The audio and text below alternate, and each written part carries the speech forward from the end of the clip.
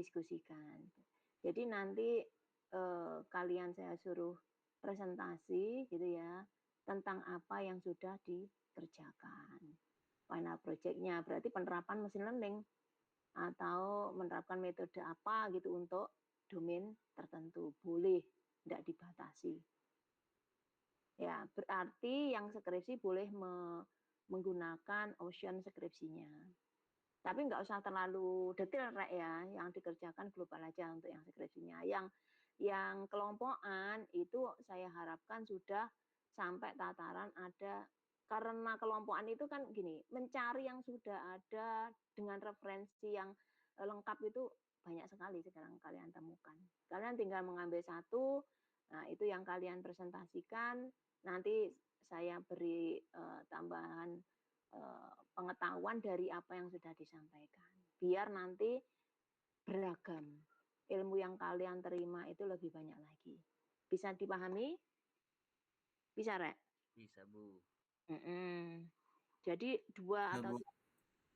atau tiga pertemuan ke depan tolong disiapkan. Jadi kalau misalkan saya bilang pertemuan ini sudah selesai, ya weh, berarti minggu berikutnya ketemu lagi sudah saya ajak yang maju berdasarkan hasil randomize-nya, siapa yang maju gitu ya. Jadi kalau misalkan kalian memutuskan kelompok, ya segera membentuk kelompok. Memutuskanlah skripsiku sendiri juga nggak apa-apa, gitu ya. Supaya nanti bisa segera dilakukan. Yang skripsi bisa fokus skripsi, yang nggak tertarik dengan mesin learning atau AI, tapi mengambil datasetnya itu dataset jaringan, itu tambah bagus, Rek.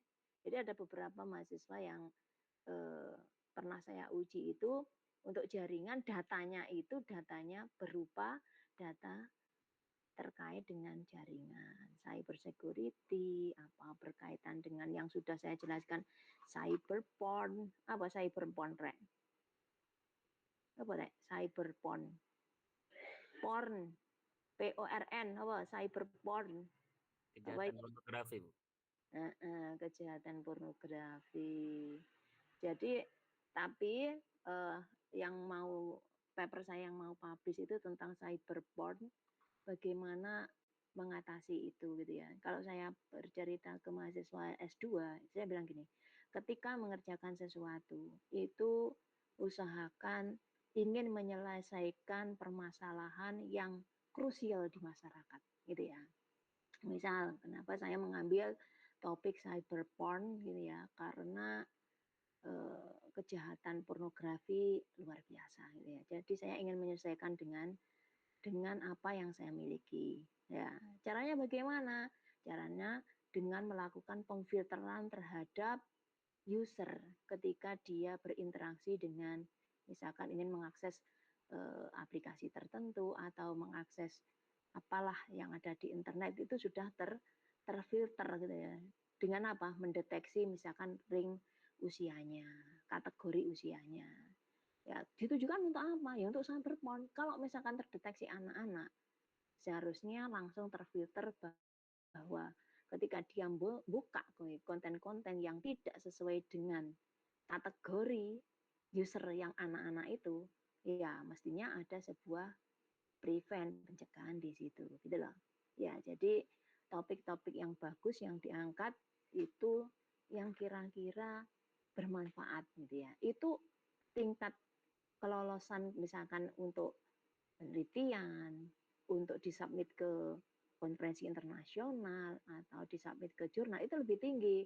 Karena apa? Benar-benar menyelesaikan permasalahan yang ada di masyarakat.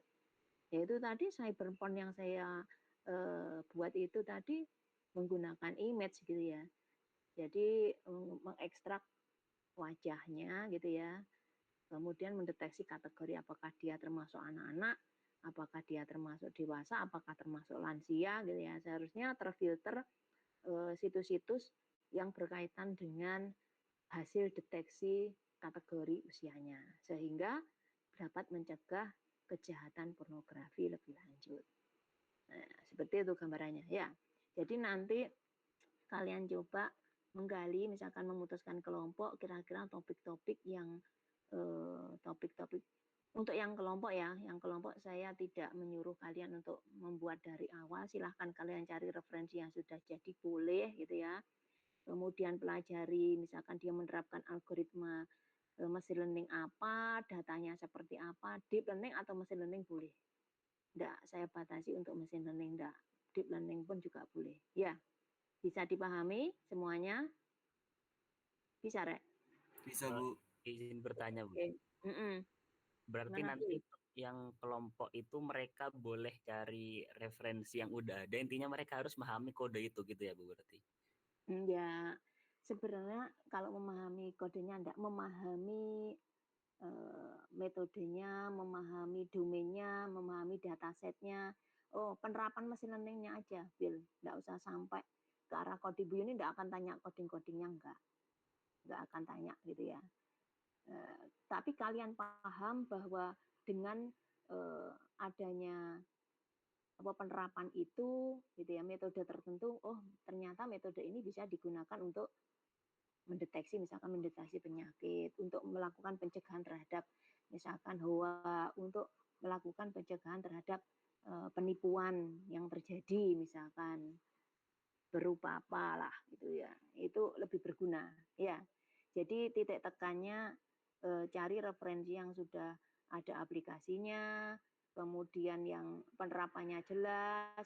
Nah itu nanti kalau misalkan kalian melakukan pengembangan terhadap itu misalkan, ya enggak apa-apa gitu ya.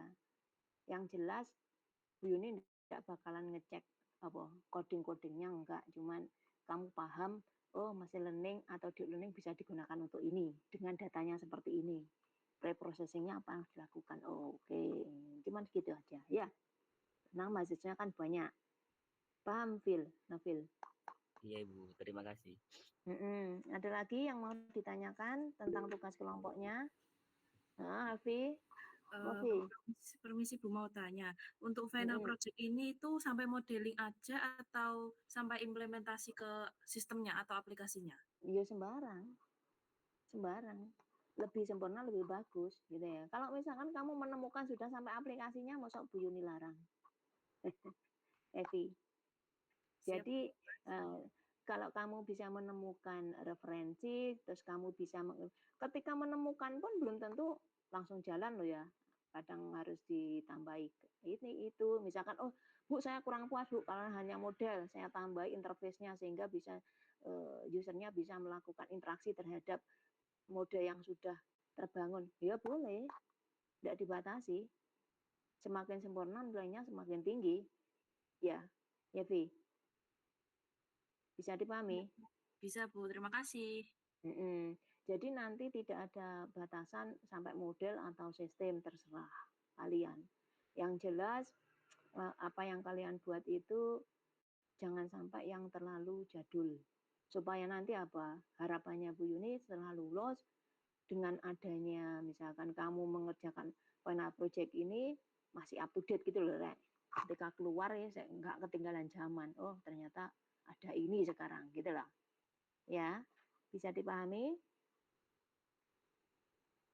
Davino, mau tanya Davino? Bu, mau nanya Bu. Kalau semisal kelompok itu minimal berapa Bu? Kalau misal kelompok itu Bu? Maksimal 3 orang, berarti minimal ya 1 orang.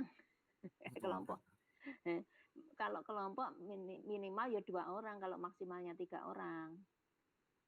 Karena kan ini yang di kelas ABD ya. ABD ini kan banyak juga yang dia skripsinya machine learning atau deep learning. Pasti dia mengambil alternatif ya punyanya sendiri, skripsinya sendiri, ya nggak apa-apa gitu ya. Ngerti, Davino? Saya memfasilitasi barangkali ada dari kalian yang memang tidak tertarik ke arah AI, machine learning, deep learning, ya wes kelompok aja enggak apa-apa. Kalau misalkan, Bu, saya memang RPL atau jaringan, tapi saya ingin mengerjakan sendiri juga boleh. Enggak dibatasi. Ya, bisa dipahami? Ada yang mau ditanyakan lagi sebelum saya memberikan materinya? Nah, Phil? Untuk penilaian proyeknya ini dari apa ya, Bu? Apakah dari kerumitan modelnya atau dari apanya gitu? Biasanya kalau saya menilai yang pertama ya, itu dari up to date permasalahan yang diangkat. Kedua, pemahaman atas proses yang ada. Ketiga, apakah dia metode yang diterapkan itu ya simple atau enggak, termasuk parameter. Yang keempat, apakah dia hanya sampai gitu ya, pemahamannya hanya sampai model atau sudah sampai misalnya menambahkan aplikasi. Yang kelima mungkin ada ide atau kreativitas yang ditambahkan dari yang sudah ada. Itu. Ya Phil. Paham Phil? Paham Bu, terima kasih. Ya kalau keruwetan ya pasti ada pertimbangan tersendiri. Terus misalkan kamu hanya membuat sederhana, misalkan prediksi ini datanya saiprit gitu ya, kodenya cuman berapa baris ya enggak ada effort ya. Mestinya yang dinilai Bu Yuni adalah banyaknya volume pekerjaan yang dilakukan. Bisa dipahami, volume pekerjaan. Oh, ternyata dia gitu ya, ternyata kalian satu kelompok itu tidak hanya apa itu jenenge melewati atau menyajikan final project itu secara simpel, tapi untuk tahap datanya misalkan melakukan apa integrasi dan seterusnya. Kemudian tahap preprocessing kalian menerapkan banyak teknik di situ misal.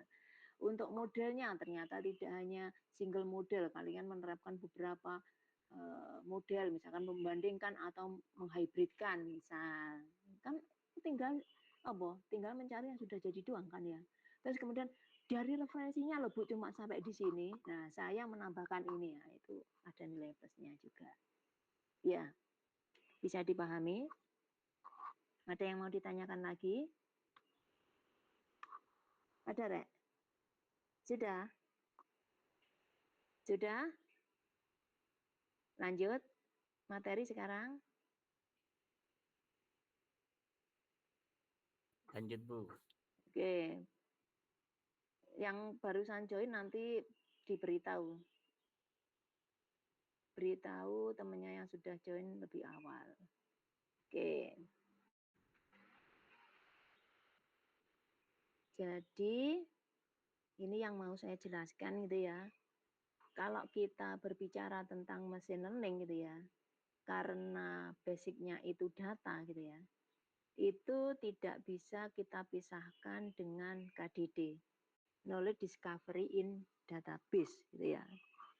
Jadi di sini ada sebuah pengetahuan ya, seolah-olah ya, di dalam data yang menumpuk gitu ya. Kemudian kalian menemukan pengetahuan di data itu, gitu ya. Coba ini dibaca bersama-sama.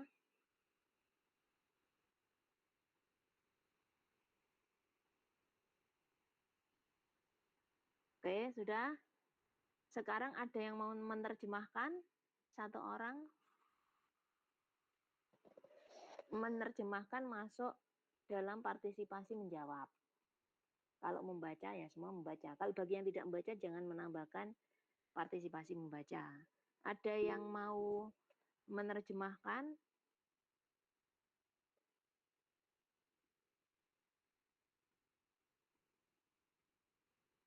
Nabila, Bill, Nabila, Bill. Ini tadi cuma satu ya, laptop yang dibuka. Ya, Bill, Nabila, terjemahin Bill.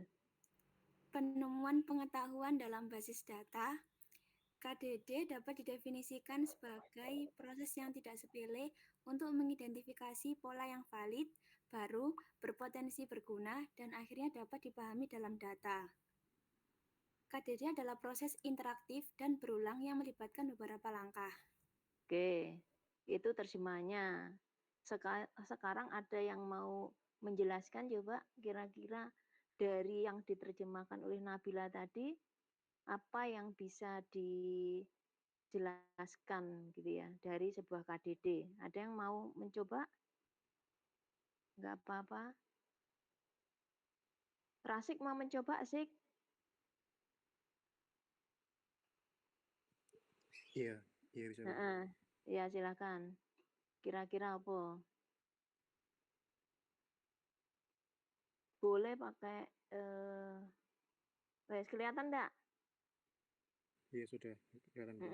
Mm-mm. Ini maksudnya kenapa KDD disebut iteratif dan juga interaktif tuh karena meliputi semua langkah dari penemuan pola dan juga informasi yang valid di dalam basis data. Dimulai dari pemilihan, persiapan data, sampai ke representasi pola selanjutnya. Oke, ada yang mau menambahkan? Dari yang sudah dijawab Rasik mungkin?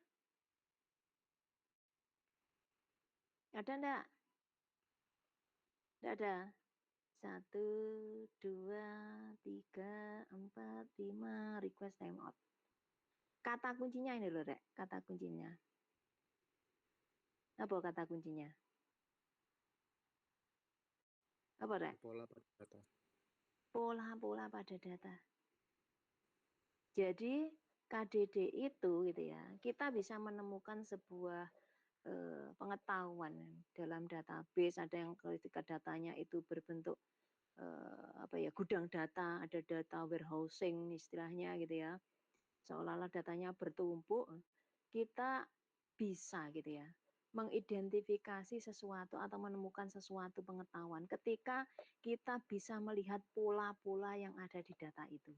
Itu kata kuncinya, gitu ya.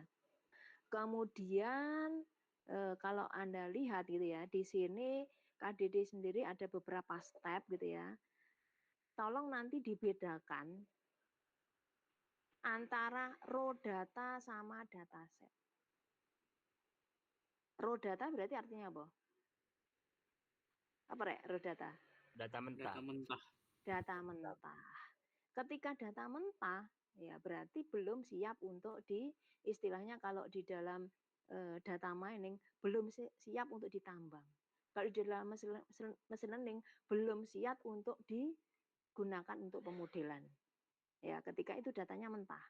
Jadi data itu harus dipersiapkan, di-generate gitu ya. Data mentah itu harus ditransformasi barangkali, dilakukan seleksi barangkali atau dilakukan pre-processing barangkali gitu ya, sehingga data itu siap gitu ya. Biasanya ada yang menggunakan istilah dataset untuk data yang siap untuk ditambang, siap untuk dibangun menjadi model gitu ya.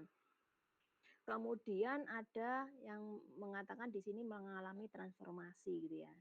Jadi maksudnya transformasi di sini gini. Seleksi gitu ya.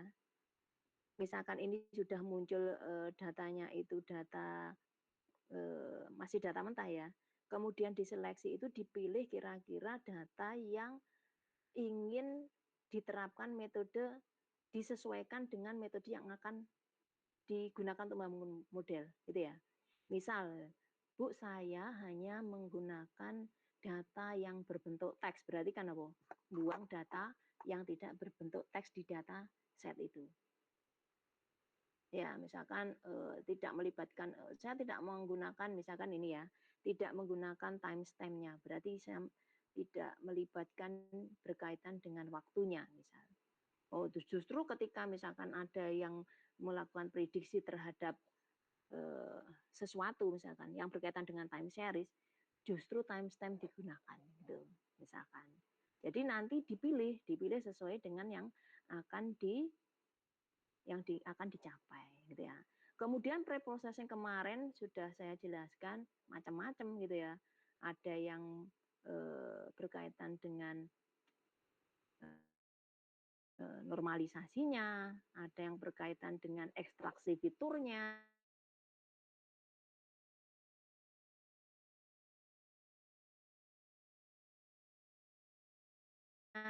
ada kaitan dengan berarti continuous menjadi datanya discrete atau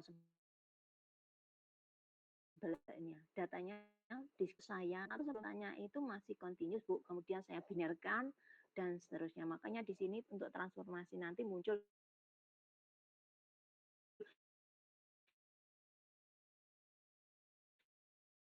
binar, kemudian melakukan evaluasi. Nah, di sini kata kuncinya, menemukan pola.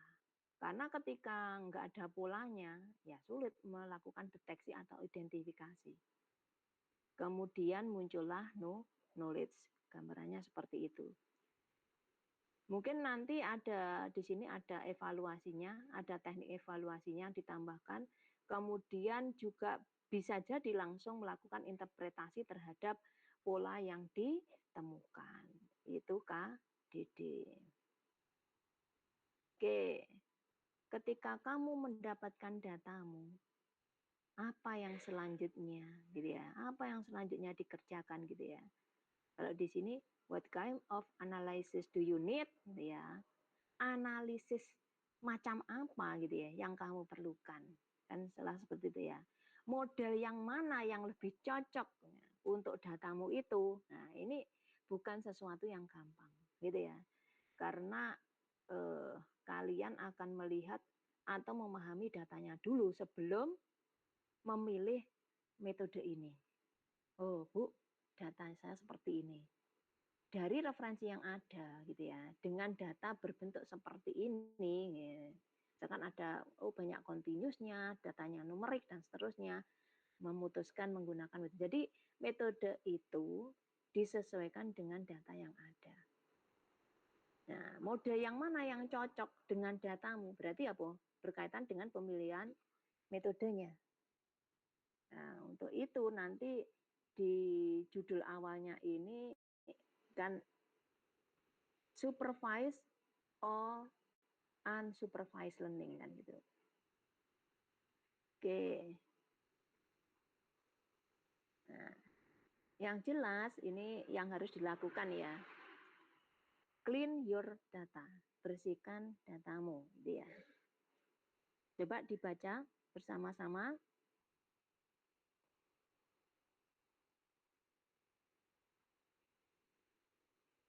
Oke, ada yang mau menerjemahkan salah satu? Yang saya tunjuk, yang belum nanti ya.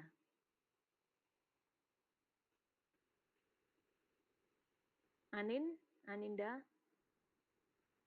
Cek Nin, sebentar Nin, cek Nin, sebentar Nin. Oke, wes, terjemahan Nin. Ya.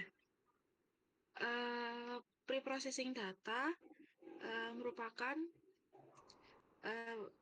data mengubah data mentah ke dalam format yang akan diproses lebih mudah dan efektif untuk tujuan pengguna. Oke.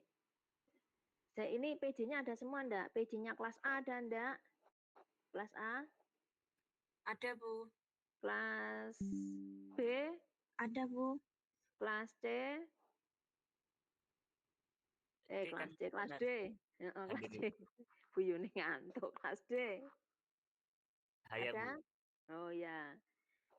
Iki mau. Nin, kamu kelas apa, Nin? Kelas B, Bu. Rasik kelas apa, Rasik? Rasik. Rasik Kelas tadi B, kelas Bu. apa? Kelas B. Kelas B. Terus apa? Nabila kelas apa tadi? Bil, Nabila. Kelas A, Bu. Kelas A, berarti yang belum kelas D. Ada kelas D yang mau menerjemahkan?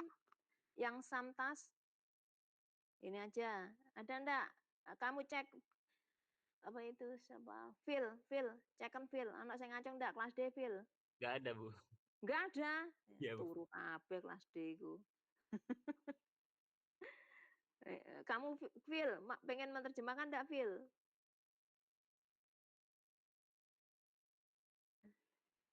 Coba kelas D kesempatannya enggak ada yang mengambil ya. Sekarang kelas A, ada enggak yang mau menerjemahkan? Wiwin Nurrahmah, Bu. Phil, Phil, Alfi, wes mbok sebut Phil. Ya wes. Sudah, Bu. Wiwin. Ya wes, Win. Iya, Bu. Apakah suara saya terdengar, Bu? Terdengar. Oke, saya terjemahkan. Untuk beberapa tugas, itu pengambilan sampel memilih subset representasi dari populasi data yang besar. Oke, di sini ada noise treatment. Kemudian ada ini. Tadi kelas A, kelas B, ada yang mau menerjemahkan kelas B?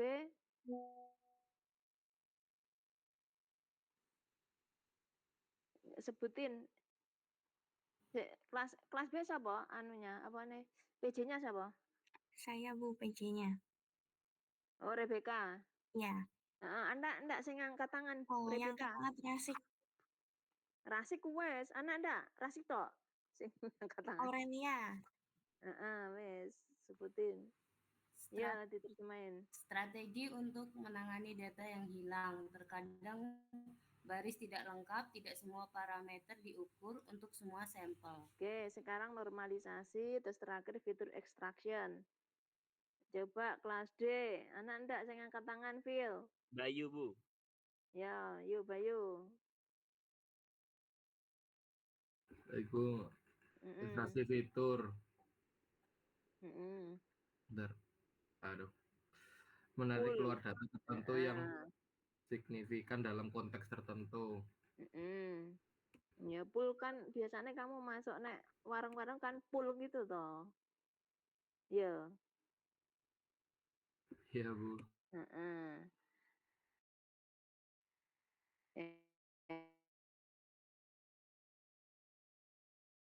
Ya, jadi saya jelaskan ini cuma mengulang kembali gitu ya. Sangat mungkin kalian melakukan preprocessing terhadap datanya dengan melakukan transformasi, jadi melakukan perubahan terhadap data mentah ke dalam format yang lebih mudah, more easily berarti yang lebih mudah, and effectively, jadi yang lebih efektif gitu ya, diproses agar lebih efektif untuk apa? Tujuan tertentu yang ditetapkan oleh usernya. Kemudian untuk clean your data berarti ada beberapa task yang dilakukan. Yang pertama ada sampling. Kalian itu memilih gitu ya, memilih subset yang representatif dari sebuah populasi data.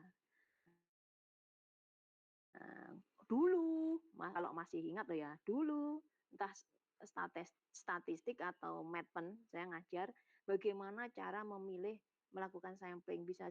Bisa jadi kalian menggunakan sistem random sampling, berarti sistemnya acak, atau sampling berbasis dengan cluster, atau sampling yang didasarkan pada pengurutan. Nah, kalau masih ingat, kalau enggak ya enggak apa-apa gitu ya.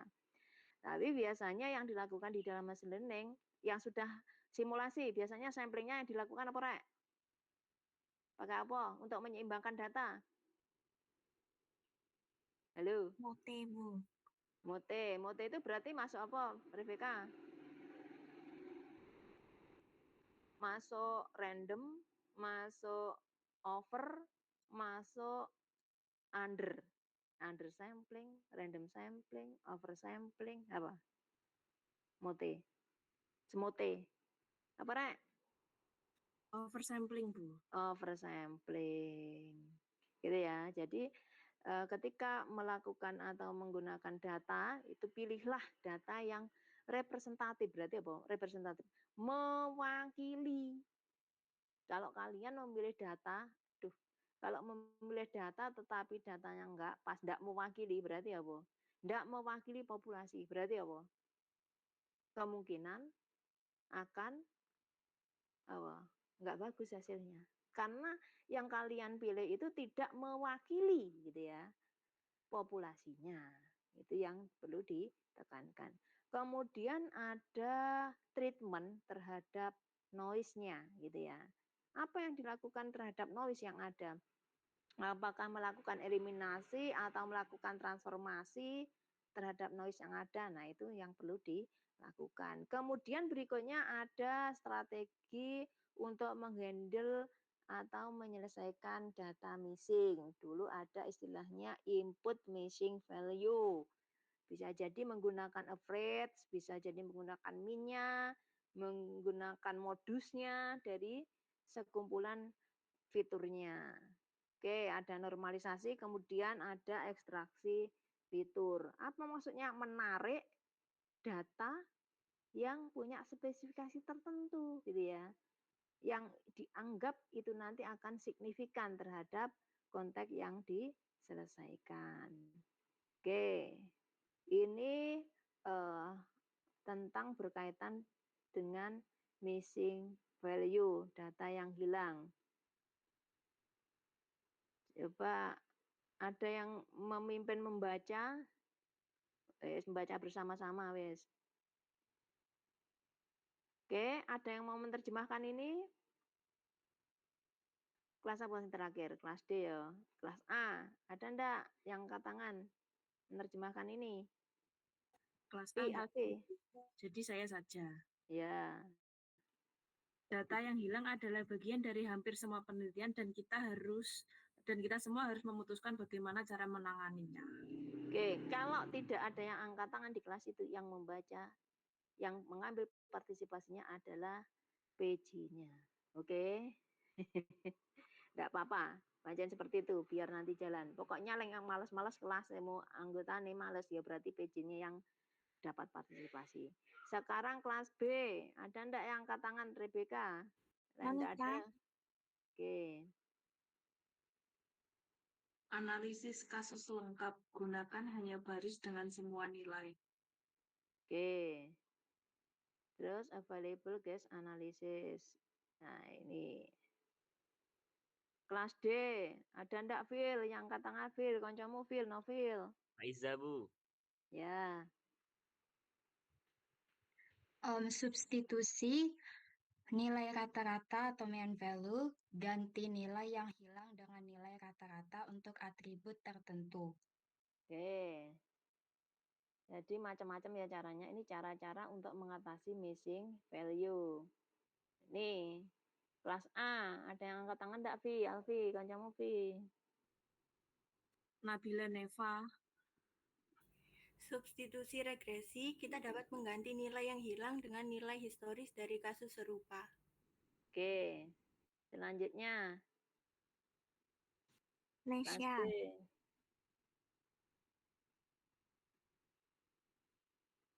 Nesa, mic-mu kena enggak, Sa? Iya, Bu, bisa. Ya.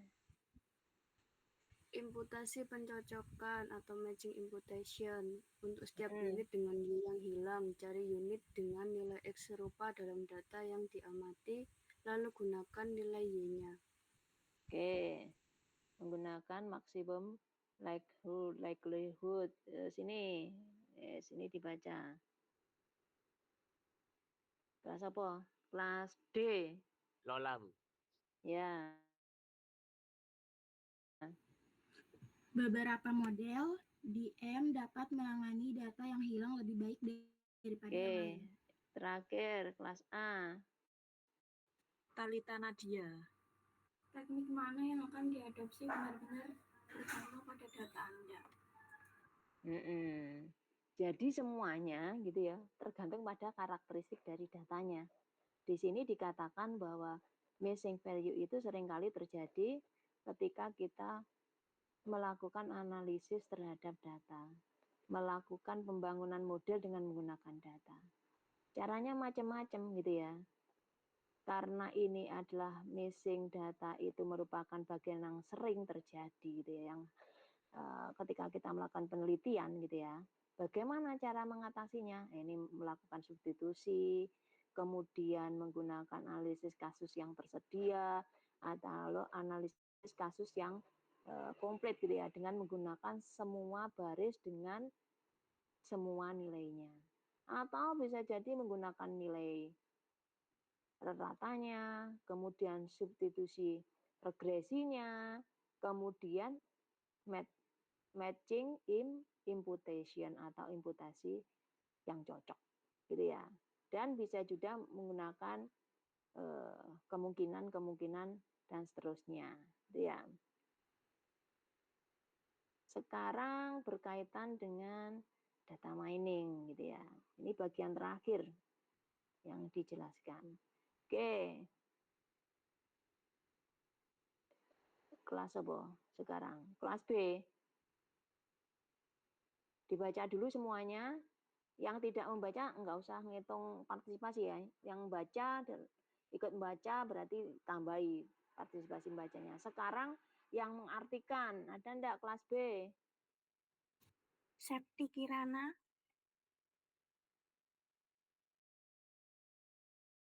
Septi bisa enggak? Mic-nya. Iya. Ya. Data mining. Tugas penting dalam KDD. Penambahan data adalah tentang mengotomatisasi proses pencarian pola dalam data. Oke. Kelas D. Dika.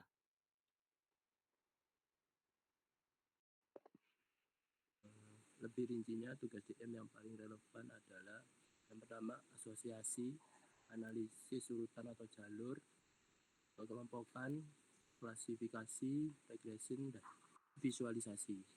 Oke, jadi gitu ya, ketika misalkan kita mau menerapkan machine learning gitu ya, di sini yang dibahas ya karena machine learning menggunakan data gitu ya, konsep dari data mining yang perlu dipahami.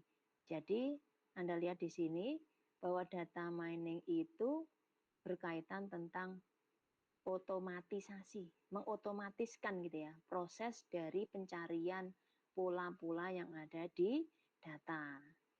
Nah, data mining yang paling relevan gitu ya, itu ada asosiasi, ada sekuen atau urutan atau PET gitu ya, analisis lintasan gitu ya, kemudian clustering atau klasterisasi atau pengelompokan, klasifikasi, kemudian regresi dan visualisasi.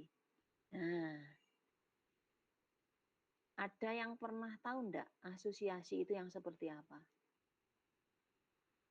Di penerapan data yang berkaitan dengan asosiasi. Mungkin muncul ada istilahnya, karena jarang yang menerapkan.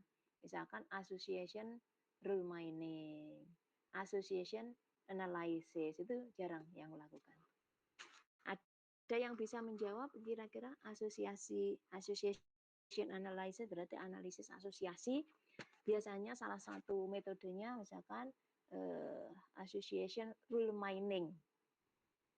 Ada yang mencoba mau berpendapat atau jawab? Ada enggak? Salah lu rapopo rek. Apa rek? Ada enggak? Ada. Berapa orang tuh? Kalian masuk enggak apa tidur semua? 101 loh. Pak Iza, mau jawab Pak Iza? Izin berpendapat Ibu. Ya. Berarti ini tentang association analyzer dalam machine learning ini biasanya digunakan untuk menemukan suatu aturan, baik itu antara kombinasi item dalam dataset. Ya, Lydia mau berpendapat? Iya Bu. Jadi asosiasi dalam data itu teknik data mining untuk menemukan hubungan atau pola antara item-item yang sering muncul bersamaan dalam sebuah data. Oke, Tasya. Lydia belum ya? Lydia sudah Lydia tadi ya? Sudah Bu. Tasya sekarang, Tasya Aulia. Tasya punya pendapat. Nesa? Tasya mau berpendapat enggak? Tasya? Enggak, Belum. Nesa sekarang. Untuk mencari barang atau hal yang sering muncul bersama, misal orang yang dalam transaksi satu tuh beli roti, selai, susu, transaksi kedua beli roti sama selai, jadi yang sering muncul roti, seperti itu. Ya, itu biasanya digunakan gitu ya, association analysis. Ini ada 3 orang mau jawab, menambahkan. Davino mau menambahkan association analysis atau enggak? Udah? Untuk asosiasi apa? Tadi maaf Bu, apa tadi Bu? Bener. Association analisis asosiasi. Kalau analisis asosiasi kalau menurut saya itu kayak mencari hubungan atau keterkaitan antara item yang sering muncul bersama, Bu. Contohnya misal kayak basket analisis di supermarket. Ini contoh aturannya kayak orang mengambil popok cenderung juga membeli bed atau aturan kedua yaitu laptop bed atau mouse, Bu. Nah, itu aja, Bu. Jadi biasanya kalau menggunakan analisis asosiasi itu ada rule-nya. Ada istilahnya if then. Jika ini maka begini. Jika begitu maka begini dan kemudian begini dan begini gitu ya. Kalau saya dulu pas S2 mengerjakan ini association analysis gitu ya. Jadi gambarannya kita bisa memprediksi gitu ya, memprediksi ketika orang membeli sesuatu gitu ya, misalkan kayak tadi ya, ketika orang membeli sikat gigi, ternyata ada kecenderungan berpola, ketika membeli sikat gigi pasti dia juga membeli kapas misalkan. Kemudian selanjutnya kalau dia membeli kapas, dia akan membeli misalkan pembersih wajah misal. Nah, digunakan untuk apa? Pengetahuan tentang itu digunakan untuk apa? Bagi pelaku ekonomi atau yang punya market bisa dipergunakan untuk jika dia nanti kulaan istilahnya bahasa Indonesia apa rek? Kulaan itu apa bahasa Indonesia nih? Hah? Kulaan itu apa? Rek? Restock. Merestock ya, maksudnya ingin kulaan atau merestock sisa yang ada di gudang gitu ya. Itu disesuaikan dengan pengetahuan yang ditemukan dari association analysis. Jadi kalau misalkan dia kulaan sikat gigi, berarti dia harus juga kulaan kapas, kemudian juga harus kulaan misalkan facial wash misalkan. Nah, itu digunakan untuk ke situ. Nah, bagi orang yang ada di tokonya, kalau itu tadi kan pemiliknya berkaitan dengan restock ya, di tokonya berarti dia akan meletakkan barang-barang yang sering dibeli oleh orang itu bersamaan. Pernah enggak kalian di supermarket atau di mana gitu ya, kalian ada perasaan jengkel karena barang-barang itu diletakkan kurang sip ya istilahnya. Jadi ini diletakkan di sini. Terus ini kok menurut kalian sekategori, tapi dia diletakkan terpisah itu. Itu kan akan membuat konsumen jengkel atau enggak kira-kira? Ada? Jengkel enggak? Iya, Ibu. Jadinya apa? Males lagi ke situ.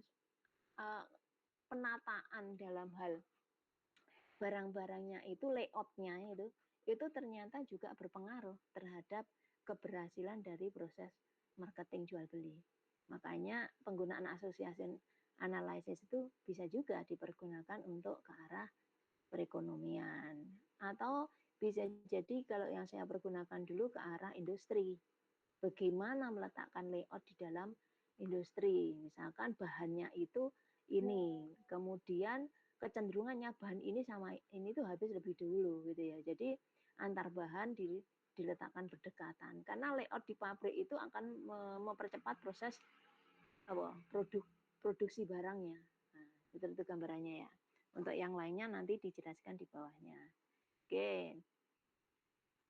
Kemudian ada istilahnya apa ini? Menemukan solusi via purpose. Melalui tujuan yang ditetapkan. Ini berarti apa artinya? Kamu mempunyai datamu. Analisis macam apa yang kamu perlukan. Kan itu ya. Yang pertama adalah regresi. Nah, kelas apa? Yang belum tadi. Selanjutnya kelas apa, Rek? Yang terakhir kelas apa? Kelas D, Bu. Kelas D. Sekarang berarti kelas A. Siapa yang mau membaca sekaligus menerjemahkan? Kelas A. Ada enggak, Alfi? Kelas A enggak ada, jadi saya Titania, Bu. Titania iya. Nurlaris. Lek ndak sautan ae Vi ben melek kabeh Vi. Ayo wes. Dapat Titania. Iya, Bu. Regresi yang pertama memprediksi nilai-nilai baru berdasarkan masa lalu. Lalu yang kedua menghitung nilai baru untuk variabel dependen berdasarkan nilai satu atau lebih atribut yang diukur. Oke, sekarang yang klasifikasi kelas B. Ada enggak Rebecca? Yang angkat tangan Rebecca, kalau enggak kamu.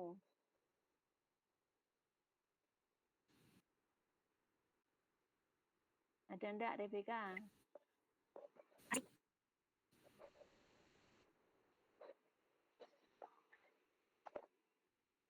Rebecca suaranya putus nyambung. Sudah sembuh Rebecca? Ada enggak kelas B yang angkat tangan itu? Ini enggak bisa lihat loh. Muhammad Rasyid Filmi, Bu, ada. Wes. Baca. Yang kedua, classification. Classification ini adalah mengelompokkan sampel ke kelasnya masing-masing. Data yang digunakan adalah data pelatih atau trained data dari label data sebelumnya. Oke, sekarang yang clustering, kelas D. Ada enggak Phil? No Phil, yang angkat tangan Phil, kelasmu Phil. Rangga Gumilang. Clustering membagi kumpulan data menjadi subset atau cluster sehingga data dalam setiap subset idealnya memiliki karakteristik yang sama. Oke. Kelas A, ada yang mau menerjemahkan kelas A? Wiwi Nurrahmah. Klasifikasi dalam beberapa hal mirip dengan pengelompokan, tetapi mengharuskan analisis untuk mengetahui terlebih dahulu bagaimana kelas didefinisikan. Oke, jadi nanti gitu ya, ketika kalian punya data, kemarin yang sudah kalian kirim, ya, sudah kalian submit gitu ya, kalian upload gitu ya. Kemudian dengan datamu, kamu itu bisa ngapain aja gitu ya. Yang pertama, bisa jadi dengan datamu kamu melakukan regresi. Untuk apa? Untuk memprediksi nilai baru yang didasarkan pada data yang telah lampau dengan melakukan penalaran tertentu. Berikutnya yang bisa dilakukan, menghitung nilai baru untuk variabel dependent yang didasarkan pada nilai dari satu atau lebih atribut-atribut yang bisa diukur, gitu ya. Kira-kira pertanyaan Bu Yuni, data berbentuk apakah yang bisa digunakan untuk regresi? Bentuknya apa? Apa bentuknya teks? Apa bentuknya biner? Apa bentuknya apa? Kira-kira untuk regresi? Apa rek bentuknya? Bisa angka, Bu. Bisa angka, numerik gitu ya. Oke, bisa numerik gitu ya. Sekarang yang berikutnya, kalian dengan datamu gitu ya, bisa membagi sampel dalam kelas-kelas. Kemudian menggunakan data yang sudah dilabeli, ya, digunakan untuk training setnya dengan ukuran tertentu. Itu klasifikasi. Kata kuncinya apa berarti? Nah, datanya sudah dilabeli, berarti kamu bisa melakukan klasifikasi. Yang selanjutnya, jika ternyata gitu ya, amati datamu gitu ya. Berarti kalau klasifikasi harus ada labelnya, kalau clustering bagaimana pertanyaannya? Pertanyaan Biuni kira-kira. Bisa enggak clustering itu data karakteristiknya seperti apa kira-kira datanya? Untuk clustering. Kalau klasifikasi datanya harus dilabeli, data harus dilabeli sebelumnya kan itu. Kalau clustering berarti datanya kesimpulannya kebalikannya dari klasifikasi kira-kira apa? Tidak berlabel. Tidak berlabel. Tapi gitu ya, clustering itu kalau klasifikasi syaratnya data harus dilabeli sebelumnya. Kalau clustering sebenarnya datanya bisa tidak dilabeli, tapi juga bisa saja dilabeli. Jadi kata kuncinya kalau clustering, kalau datanya tidak berlabel, berarti mau tidak mau kalian harus melakukan clustering terlebih dahulu. Gitu ya. Jadi kalau di sini dijelaskan bahwa klasifikasi itu dalam cara yang beberapa cara yang sama mirip dengan clustering, tetapi gitu ya, tetapi required berarti apa? Memerlukan gitu ya, analisis di mana harus di mana harus mendefinisikan terlebih dahulu. Mendefinisikan berarti apa? Ya melabeli ini.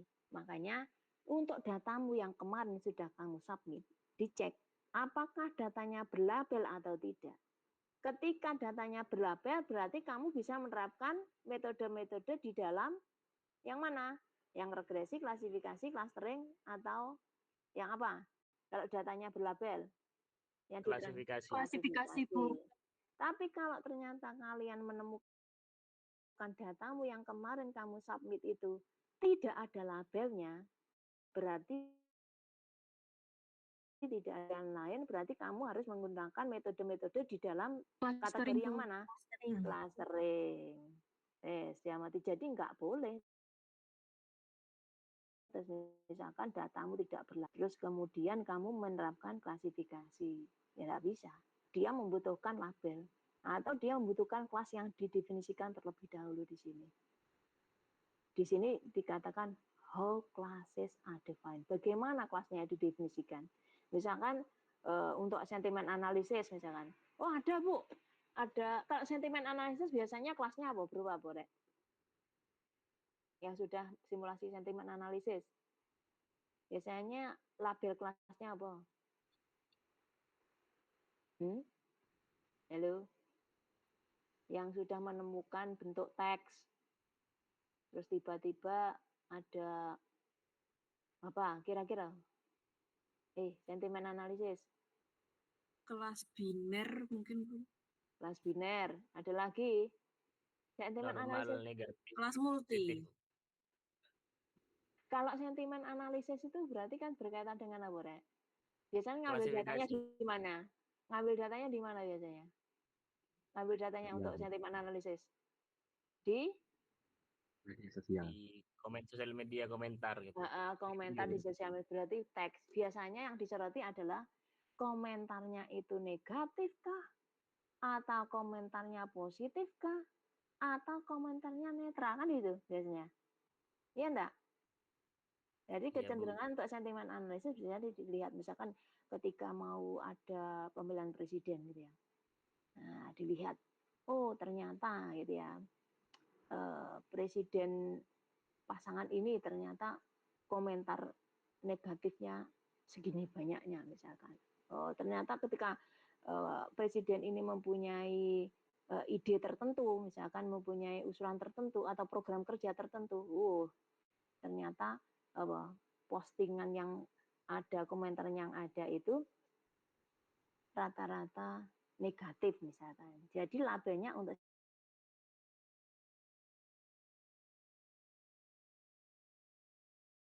ya biasanya berdasarkan levelnya. Misalkan kanker stadium 1, 2, 3 itu labelnya. Jadi nanti coba diamati dari data yang ada kemarin yang sudah disubmit, diupload, datanya itu berbentuk apa. Kalau berarti ada labelnya, mulai difikirkan. Berarti kalau ada labelnya, kalian bisa menerapkan metode-metode yang ada di kategori klasifikasi. Kalau tidak berlabel, masuk ke kategori clustering. Itu yang dilakukan. Ojo diwalik, data ini tidak berlabel menggunakan ini. Ya tidak bisa. Oke, sekarang ini nanti sedikit lagi ya. Di sini ada analisis cluster. Pertanyaannya ini. How many cluster do you expect? Kira-kira ada yang mau berpendapat? Kalau kalian mau mengklasterkan objek-objek di sini, kira-kira kalian menggunakan apa? Menggunakan kelompok apa dan apa? Gitu loh maksudnya. Ada yang mau berpendapat? Ya, silahkan. Tunjukkan. Bu Yuni enggak bisa lihat. 2, Bu. Yang atas 2. Apa? Tunjukkan Phil. Saya, Bu. Oh ya wes Phil, kamu Phil berarti. Bu Yuni enggak bisa lihat. Ya wes. Ya Phil, kamu Phil. Buah sama benda, Bu. Buah sama benda. Oke, ada yang mau yang kedua, yang angkat tangan siapa Phil? Bawah Phil. Itu Alfi, Bu. Vi, apa Vi? 2 Bu, bulat sama kotak. Ada lagi mungkin yang berpendapat lain? Ada enggak? Oh, enggak ada. Jadi saya saja, Bu. Berdua ya sama. Oke. Jadi kalau misalkan kalian ingin mengelompokkan objek-objek ini gitu ya. Ya bisa jadi kalau berdasarkan apanya? Bentuknya gitu ya. Ya 2, bulat sama kotak. Tapi kalau berdasarkan bisa dimakan dan tidak bisa dimakan, ya 2 aja. Ya. Boleh. Oke. Nah, ini hasilnya. Jadi kalau ini berarti berdasarkan apa? Bentuknya, bulat sama kotak. Kalau ini berdasarkan apanya? Bisa dimakan dan tidak bisa dimakan dan tidak bisa dimakan kan ini? Bisa dimakan, ini tidak bisa dimakan kan gitu. Ya. Kalau misalkan berdasarkan warnanya ya boleh juga gitu ya. Kalau begini berarti ada 3 apa? 3 klaster kan ya. Misalkan ini mengarah ke warna yang agak gelap, misalkan ini warnanya oranye, ini warnanya merah, juga bisa. Jadi macam-macam gitu ya. Kalau begini, kira-kira pengelompokan berdasarkan apa tadi? Ini 2 ini. Bisa dimakan atau bisa tidak. dimakan dan tidak dimakan. Yang susah itu gini, kalau kalian mau mengelompokkan apel atau melakukan klasifikasi terhadap apel, ada apel, ada jeruk, mana yang jeruk, mana yang apel itu gampang. Yang lebih rumit itu ketika mengelompokkan sama-sama buahnya apel. Nah, berarti kan lebih rumit lagi kan? Iya. Ngerti maksudnya begini. Kalau misalkan ada objek, nah ini kan gampang ya, bisa dimakan, tidak bisa dimakan. Kalau ternyata kalian disuruh, ini gambarnya apel semua, lakukan clustering. Lebih rumit atau enggak? Lebih rumit atau enggak? Lebih rumit. Atau misalkan disuruh mengidentifikasi ini buah apel, apa buah jeruk, apa buah mangga, itu lebih gampang. Karena kategorinya, spesifikasinya, karakteristiknya berbeda. Yang agak sulit gitu ya, yang kompleks itu ketika dia disuruh mengelompokkan objek di mana objek itu mempunyai kemiripan karakteristik sama-sama jeruknya. Nah, itu agak susah gitu ya. Kalau dulu ada teman saya yang melakukan klasifikasi terhadap buah kopi, ya susah. Apalagi didasarkan pada baunya, tambah susah lagi. Berarti menambahkan sensor di dalamnya. Setelah teridentifikasi atau terdeteksi, oh ini buah kopi, misalkan kopi yang siap untuk diolah atau tidak, misalkan pemilihannya seperti itu. Lanjut, kemudian aromanya, tambah susah lagi, gitu lah. Ya, jadi yang lebih rumit itu ketika dia mempunyai karakteristik objek yang sama, kemudian atau instan yang sama, kemudian disuruh melakukan proses pengelompokan atau melakukan klasifikasi. Pertanyaannya selanjutnya, mana yang outlier? Terus apa definisinya outlier? Ada yang mau menjawab dari gambar ini? Apa rek? Outlier. Outlier apa rek? Ada yang mau menjawab? Tidak ada. Duh, Ren. Yuk, Phil. Apa? Outlier adalah data yang berada di luar jangkauan data umum gitu, atau yang berbeda dari sangat berbeda dari data-data yang umum adanya gitu. Oke. Davino, apa Davino? Kalau menurut saya sendiri, outlier adalah titik data yang secara signifikan berbeda dari observasi lainnya dalam dataset. Outlier bukan sekedar data yang berbeda, tetapi data yang menyimpan begitu jauh sehingga menimbulkan kecurigaan bahwa data tersebut dihasilkan oleh mekanisme yang berbeda. Sudah itu aja, Bu. Oke. Kata outlier biasanya diterjemahkan dengan pencilan data. Berarti terpencil, apa maksudnya kalau data itu? Data terpencil berarti apa? Coba. Anomali. Anomali. Data yang dia itu berada terpencil, berbeda dengan atau sangat jauh dari data yang lainnya kan gitu. Makanya istilahnya kalau outlier itu pencilan data. Biasanya untuk deteksi anomali ini malah justru ini dibutuhkan. Nah, kalau Anda lihat di sini, kenapa dia terkategori outlier? Kenapa yang di kota ini kok terkategori outlier? Karena apa? Yang lainnya bagaimana, dia sendiri bagaimana? Ini gambar apa tadi? Karena datanya berbeda, Bu. Ini gambar apa ini? Kursi pundak. Kursi kayak kitchen gitu ya, kursi dapur ya. Padahal yang lainnya seperti ini. Ada kotak, ada temennya kotak. Ada jeruk, ini juga buah. Ini bulat, ini juga buah. Ini bulat semua, ini kotak semua. Jadi ini terkategori outlier. Bisa jadi di datamu nanti juga muncul outlier atau pencilan data. Kalau ternyata tujuannya kamu ingin melakukan deteksi anomali, justru diperlukan menemukan ini. Tapi kalau ternyata pencilan data itu atau outlier itu malah mengurangi keakuratan misalnya, keefektifan dan seterusnya, berarti keberadaannya harus dibuang atau dieliminasi.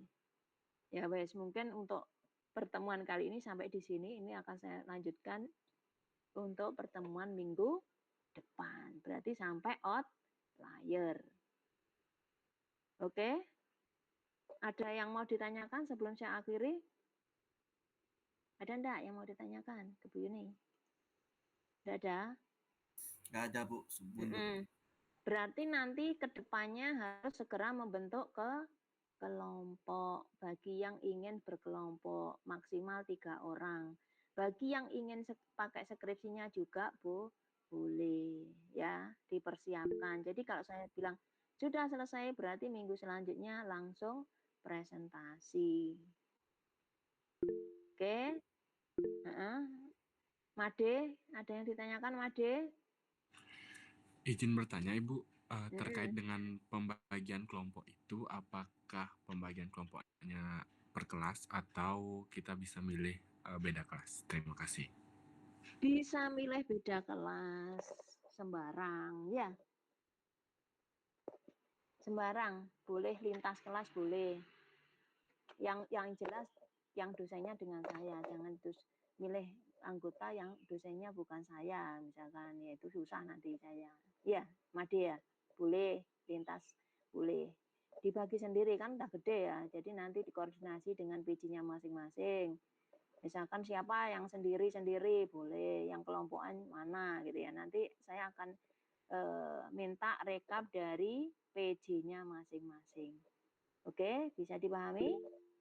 Ada yang tanyakan lagi ya, Phil? Apa Phil? Ini kan ada yang 1 orang, ada yang 3 orang ya, Bu. Nah, apakah berarti yang 1 orang itu nilainya lebih baik daripada yang 3 orang atau gimana ya, Bu? Yang 3 orang itu ada faktor itu ya, timnya, teamwork-nya. Ya, walaupun misalkan ya 3 orang kelihatannya mudah, tapi saya akan menyoroti bagaimana dia membagi job desk-nya. Teamwork-nya itu jalan atau tidak, itu yang perlu saya cek gitu ya. Jadi tidak hanya hasilnya, tapi saya juga melihat apakah teamwork itu bekerja dengan solid atau tidak, Phil. Begitu, Phil. Ada faktor lain yang saya nilai, Phil. Baik, Ibu. Jadi jangan dibayangkan nilai satu kelompok itu sama. Kalau ternyata kalian tidak bisa bekerja dengan secara tim, gitu ya. Sebenarnya kalau misalkan machine learning itu diletakkan tidak di akhir-akhir seperti ini, yang saya menginginkan tugasnya kelompok semua, gitu ya. Tapi masalahnya kan saya menginginkan kalian bisa lulus 7 semester, gitu ya. Jadi saya tidak menghalangi bagi yang fokus ke arah skripsinya langsung Jadi nanti yang disampaikan tidak usah terlalu detail untuk yang skripsi, ya. Mungkin akan saya tanyakan sekilas-sekilas gitu aja. Kalau skripsi kan kamu tidak main-main ya dengan apa yang kamu masukkan. Jadi nanti kalau mengambil topiknya yang ada di skripsi, di-capture-kan disi pintarnya bahwa itu memang pecahan dari skripsimu yang kamu sampaikan untuk final project. Oke, bisa dipahami? Ada yang tanyakan lagi enggak? Sudah, tidak ada? Sudah, Bu. Oke, ya wes. Demikian ya. Jadi untuk pertemuan kali ini demikian saja. Untuk minggu depan jangan lupa kalau saya bilang offline berarti bawa satu kertas sama satu pulpen. Oke. Kuliahnya mulainya kok Alvin nulisnya 12.30 sampai jam 2, bisa jadi sampai jam 3 loh, Vi. Enggak mesti loh, Vi. Ya, Vi ya. Iya, Bu. Maaf, Bu. Ya, kalau sampai jam 2 lah 1,5 jam. Nanti Bu Yuni biasanya kalau offline lebih melebar gitu ya, lebih lebar kemana-mana. Kalau online begini kan kamu sambil ngantuk-ngantuk gitu ya. Jadi ya kurang efektif juga gitu ya. Oke, mungkin itu saja yang bisa saya sampaikan. Semoga bermanfaat, sukses selalu bagi kalian. Saya akhiri, wassalamualaikum warahmatullahi wabarakatuh. Waalaikumsalam warahmatullahi wabarakatuh, Bu. Makasih. Ya. Salam, makasih, Bu.